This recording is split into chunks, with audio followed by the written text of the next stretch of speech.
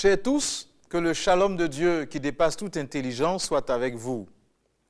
Nous nous retrouvons à nouveau pour la suite de notre thème, la providence de Dieu. Au cours de la dernière émission, nous avions examiné plusieurs textes bibliques qui parlent de la façon dont Dieu se sert, dans sa providence, des mauvaises actions des hommes et des démons. Nous vous donnions alors rendez-vous au cours de la présente émission pour les conclusions à en tirer. Eh bien, nous y sommes. Après avoir examiné tous ces versets qui parlent de la façon dont Dieu se sert dans sa providence des mauvaises actions des hommes et des démons, quelles conclusions pouvons-nous en tirer? Première conclusion, Dieu utilise toutes choses pour accomplir ses desseins et utilise même le mal pour sa gloire et pour notre bien. Dieu utilise toutes choses pour accomplir ses desseins et utilise même le mal pour sa gloire et pour notre bien. Par conséquent, lorsque le mal vient troubler notre vie, la doctrine de la providence nous convainc, selon Romains chapitre 8, le verset 28, que Dieu fait concourir toutes choses au bien de ceux qui l'aiment, qui sont appelés conformément au plan divin. Ce genre de conviction a permis à Joseph de dire à ses frères, « Vous aviez projeté de me faire du mal, mais par ce que vous avez fait, Dieu a projeté de faire du bien, comme nous l'avons déjà vu dans Genèse chapitre 50, le verset 20. Nous pouvons aussi nous rendre compte que Dieu est glorifié, même par la punition du mal. L'Écriture nous dit dans Proverbes chapitre 16, le verset 4, « L'Éternel a tout fait pour un but, même le méchant pour le jour du malheur. » De la même manière, dans le psaume 76, le verset 11, le psalmiste affirme que même la fureur des hommes tournera à ta gloire, c'est-à-dire à la gloire de Dieu. Et l'exemple que nous avons mentionné la dernière fois, celui du Pharaon, est tout à fait indiqué pour que nous puissions comprendre la façon dont Dieu se sert du mal pour sa propre gloire et pour le bien de son peuple.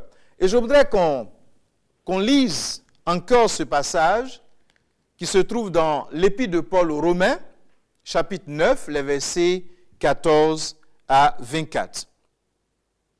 Que dirons-nous donc? Y a-t-il en Dieu de l'injustice? Loin de là. Car il dit à Moïse, « Je ferai miséricorde à qui je fais miséricorde, et j'aurai compassion de qui j'ai compassion. » Ainsi donc, cela ne dépend ni de celui qui veut, ni de celui qui court, mais de Dieu qui fait miséricorde. Car l'Écriture dit à Pharaon, et écoutez bien, « Je t'ai suscité à dessein pour montrer en toi ma puissance. » Je t'ai suscité à dessein pour montrer en toi ma puissance et afin que mon nom soit publié par toute la terre. Ainsi, il fait miséricorde à qui il veut et il endurcit qui il veut. Tu me diras, pourquoi blâme-t-il encore? Car qui est-ce qui résiste à sa volonté? Ô homme, toi plutôt, qui es-tu pour contester avec Dieu? Le vase d'argile dira-t-il à celui qui l'a formé, pourquoi m'as-tu fait ainsi? Eh bien, cela confirme tout le développement que nous voulons de faire concernant la première conclusion. Deuxième conclusion. Dieu ne fait jamais le mal et ne doit jamais en être tenu pour responsable. Dieu ne fait jamais le mal et ne doit jamais en être tenu pour responsable. Dans une déclaration semblable à celle du livre des Actes, le chapitre 2, le verset 23, ou même le chapitre 4, les versets 27 et 28 que nous avons déjà mentionnés ici au cours de l'émission passée, dans une déclaration semblable à celle de ces différents textes, Jésus articule aussi la prédestination divine de la crucifixion avec la responsabilité morale de ceux qui l'exécutent. Nous voyons dans Luc chapitre 22, le verset 22, Luc chapitre 22, le verset 22, 7, le Fils de l'homme s'en va, selon ce que Dieu a décidé, mais malheur à l'homme par qui il est trahi. Et dans une déclaration plus générale, concernant le mal dans le monde, Jésus dit dans Matthieu chapitre 18, le verset 7, que quel malheur pour le monde qu'il y ait tant d'occasions de tomber dans le péché. Il est inévitable qu'il y en ait, mais malheur à celui qui crée de telles occasions. Jacques nous invite de la même manière à ne pas tenir Dieu pour responsable du mal que nous faisons. Comme il le dit lui-même, que personne, devant la tentation, ne dise « c'est Dieu qui me tente », car Dieu ne peut pas être tenté par le mal et il ne tente lui-même personne. Lorsque nous sommes tentés, ce sont les mauvais désirs que nous portons en nous qui nous attirent et nous séduisent. Jacques chapitre 1, les versets 13 et 14. L'Écriture affirme donc que nous ne devrions jamais considérer Dieu comme l'agent personnel qui nous tente ou qui doit être tenu pour responsable de la tentation. L'Écriture nous interdit de penser que Dieu pourrait nous approuver si nous cédions à la tentation. Nous devons résister au mal et toujours nous en prendre à nous-mêmes ou à ceux qui nous tentent, mais nous ne devons jamais accuser Dieu. Même un verset comme Ésaïe, chapitre 45, le verset 7, qui dit de Dieu qu'il crée le mal, ne dit pas que Dieu fait lui-même le mal, mais doit être compris comme signifiant que Dieu a décrété que le mal se produirait par l'intermédiaire des choix volontaires de ses créatures. Et je voudrais vous lire ce passage-là d'Ésaïe 45, le verset que nous avons mentionné tout à l'heure, le verset 7. Je forme la lumière et je crée les ténèbres. Je donne la prospérité et je crée l'adversité.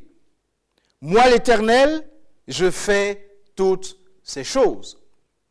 Ces versets montrent tous très clairement que les causes secondes, c'est-à-dire les êtres humains, les anges et les démons, sont réels et que les êtres humains font réellement le mal et en sont responsables.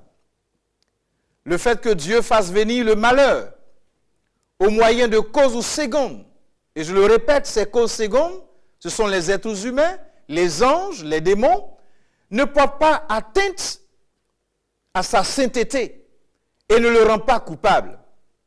Bien avant nous, le grand théologien Jean Calvin l'a compris et il a dit avec sagesse, les voleurs, les meurtriers et autres malfaiteurs sont des instruments de la providence de Dieu que le Seigneur utilise pour exécuter ses jugements. Mais je conteste, dit Calvin, qu'il puisse trouver une excuse en cela. Imagine-t-il, parlant des meurtriers, des malfaiteurs, des voleurs, imagine-t-il qu'ils pourront impliquer Dieu dans leurs iniquités? Ou bien recouvriront-ils leurs iniquités de sa sagesse, de sa justice? Ils ne peuvent ni l'un ni l'autre. Ainsi, fidèles téléspectateurs, Dieu reste saint en se servant des méchants pour accomplir sa volonté.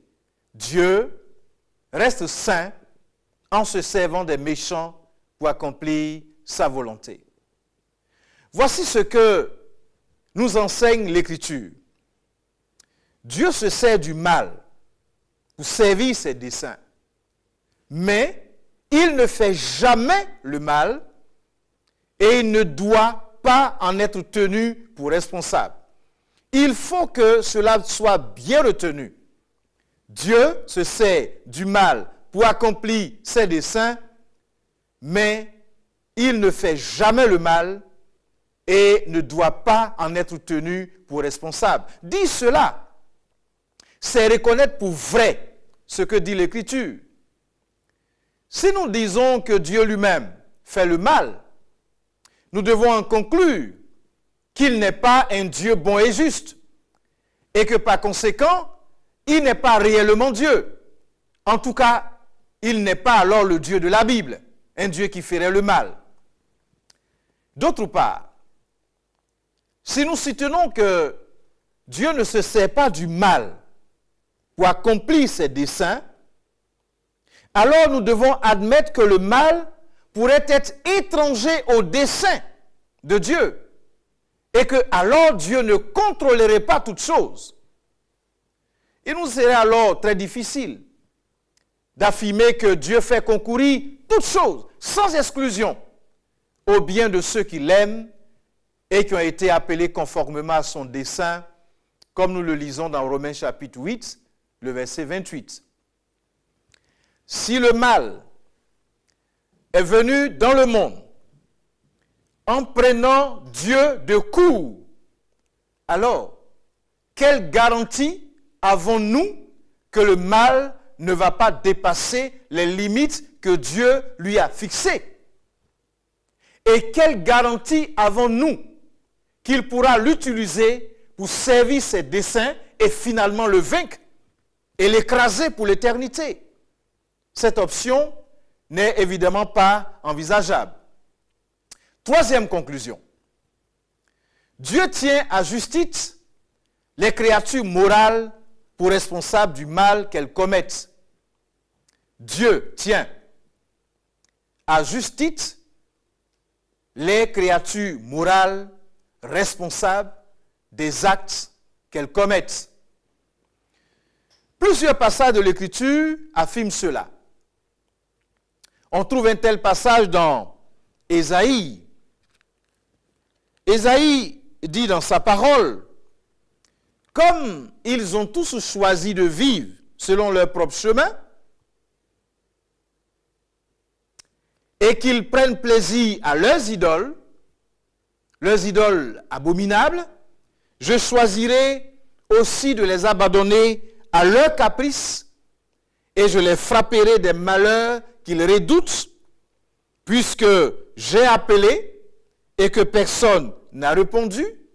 Oui, puisque j'ai parlé et que personne n'a écouté, puisqu'ils ont fait ce que je trouve mal et qu'ils se sont complus à ce qui me déplaît.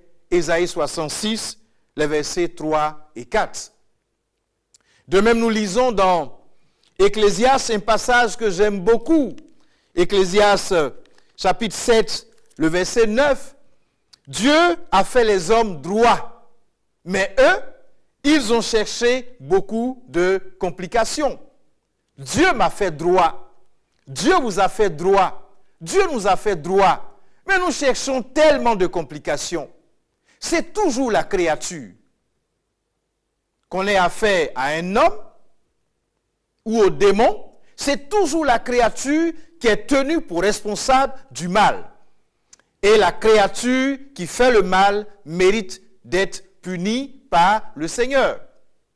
L'Écriture affirme constamment que Dieu est juste et il est sans reproche lorsqu'il nous punit pour nos fautes et pour nos iniquités.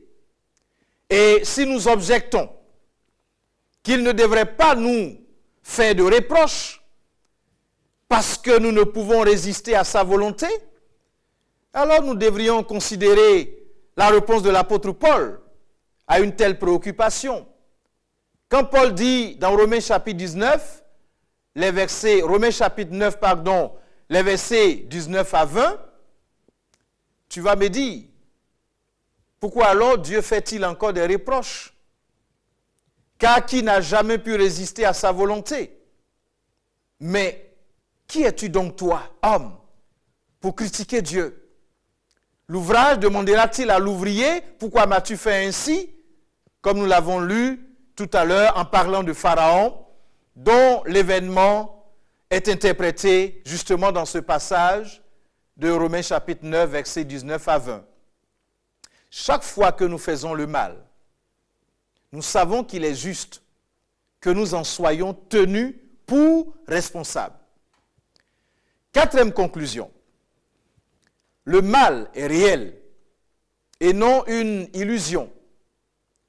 Et nous ne devrions jamais faire le mal, car cela nous fera toujours du tort à nous et aux autres. L'Écriture enseigne constamment que nous n'avons jamais le droit de faire le mal et que nous devrions sans cesse nous opposer au mal, qui est non seulement en nous, mais nous opposer aussi au mal qui est dans le monde autour de nous. Il nous faut prier cette prière que Jésus nous a indiquée dans Matthieu chapitre 6, le verset 13. Délivre-nous du mal. Chaque jour, vous et moi, nous devions crier à Dieu, délivre-nous, sauve-nous du pouvoir et de la puissance du mal. Parce que justement, Jésus à la croix a brisé l'autorité et la puissance du péché. Et si nous voyons quelqu'un s'égarer, loin de la vérité, et faire le mal, nous devrions essayer de le ramener.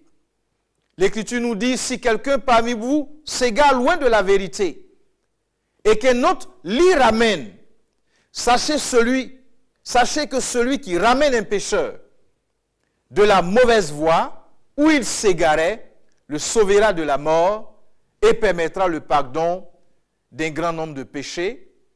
Jacques chapitre 5, les versets 19 et 20. Nous ne devrions pas même vouloir ou souhaiter le mal, car entretenir des désirs charnels dans nos pensées revient à leur permettre de faire la guerre à notre âme. 1 Pierre chapitre 2, verset 11. Et donc, à nous faire du tort spirituellement.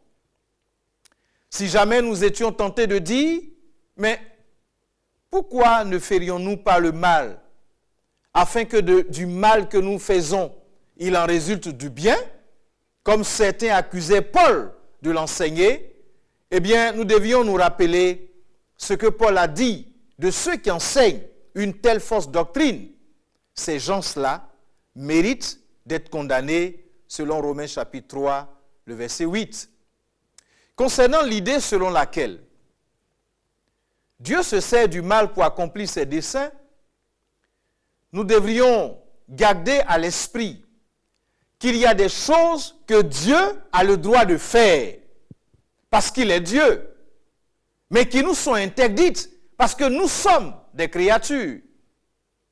Dieu exige de nous que nous lui rendions un culte et il accepte notre louange, notre adoration. Il se sert également du mal pour accomplir ses desseins bienveillants, mais il ne nous autorise pas à en faire de même. Je voudrais ici citer l'un des pères de l'Église, Saint Augustin, qui a bien saisi la pensée du Dieu providentiel. Saint Augustin dit, l'homme veut parfois, avec bonne volonté, ce que Dieu ne veut pas. À l'inverse, l'homme veut d'un mauvais vouloir ce que Dieu veut d'un bon vouloir. D'où l'importance de considérer ce qui convient à la volonté de Dieu ou à celle de l'homme. Ce que Dieu veut de façon juste, il accomplit à travers la mauvaise volonté des hommes. Je voudrais prendre une analogie pour que nous puissions saisir encore cette pensée.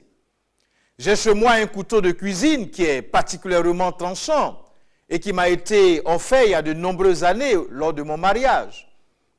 Je m'en sers bien souvent. Cependant, je n'autorise pas mes enfants à s'en servir.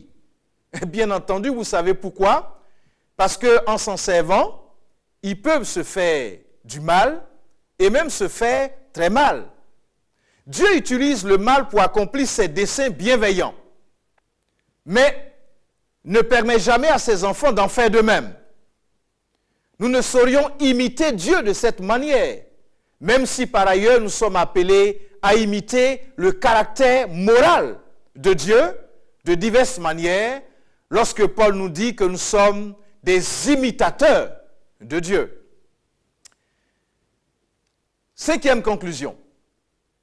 En dépit de toutes les affirmations précédentes, nous devons finalement confesser que nous ne comprenons pas comment Dieu peut décréter nos mauvaises actions et nous en tenir néanmoins pour responsables, sans être lui-même mis en cause. Je reprends. En dépit de toutes les affirmations précédentes, nous devons finalement confesser que nous ne comprenons pas comment Dieu peut décréter nos mauvaises actions et nous en tenir néanmoins pour responsables sans être lui-même mis en cause. Nous pouvons affirmer que toutes ces choses sont vraies parce que l'Écriture les enseigne. Mais l'Écriture ne nous dit pas exactement comment Dieu s'y prend ou comment il peut nous tenir pour responsables de ce qu'il décrète. Ici, l'Écriture est silencieuse et nous devons accepter les silences de l'Écriture. C'est sur cette confession de notre incapacité à comprendre toutes les voies de Dieu dans tous les détails, dans les moindres détails, que nous allons nous arrêter pour aujourd'hui. Apprenons à respecter les silences de Dieu et à le louer, à l'adorer comme le Dieu transcendant qui est bien au-dessus de notre connaissance et de notre intelligence. Un passage de la Bible que j'aime beaucoup et qui me fortifie, c'est Deutéronome chapitre 29, le verset 29, qui nous dit que les choses cachées, les choses qui ne sont pas révélées, sont pour Dieu. Mais les choses qui sont révélées, les choses que Dieu nous permet de saisir pleinement, sont pour nous et pour nos enfants, afin que nous puissions obéir à ces choses-là. Lorsque nous ne comprenons pas tout dans les profondeurs de la révélation de Dieu, avec humilité, nous acceptons les silences de l'Écriture et nous levons nos mains et nos cœurs et nous adorons et nous louons et nous célébrons ce Dieu dont la science et la connaissance est au-delà de notre intelligence. La semaine prochaine, nous tirerons la conclusion générale sur la doctrine de la providence. Nous commencerons notre émission en répondant à cette question que beaucoup de téléspectateurs nous posent et que nous nous posons nous-mêmes.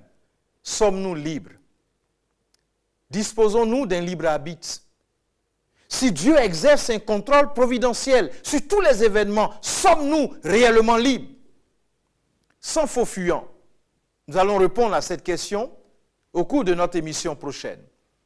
Puisse le Dieu providentiel, qui fait concourir toutes choses à notre bien, nous garder et nous bénir, et que son shalom soit notre partage.